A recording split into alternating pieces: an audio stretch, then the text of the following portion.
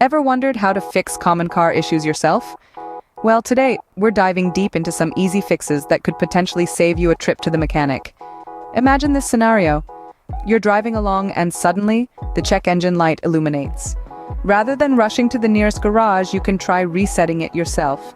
How? Simply open the key ignition and disconnect one pole on the battery. This action resets the car's computer. After reconnecting, voila, the check engine light disappears.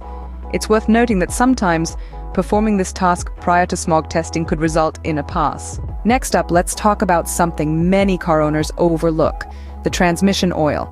This essential fluid is just as important as your motor oil.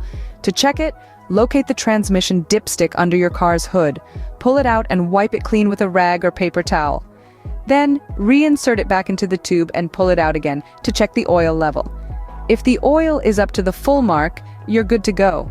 If not, you might need to add more. But it's not just about the level of the oil. The condition of the oil is equally important. Look for particles in the oil. If you see black, powdery stuff, that's a sign of wear and tear in your transmission, as well as very low viscosity. This could lead to clutch slipping, a common problem where the car revs up but doesn't accelerate as it should. Now let's recap. To tackle the common car issues we discussed today, remember these steps.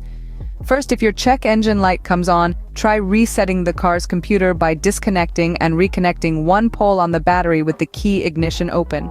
Second, don't forget to regularly check your transmission oil for both its level and condition.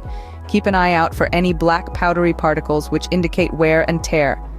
By mastering these simple fixes, you're well on your way to becoming more self-sufficient in maintaining your car and saving yourself a few trips to the mechanic.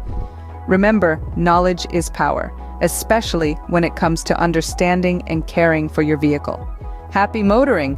Don't forget to subscribe for latest repair issues on what you don't know might hurt you.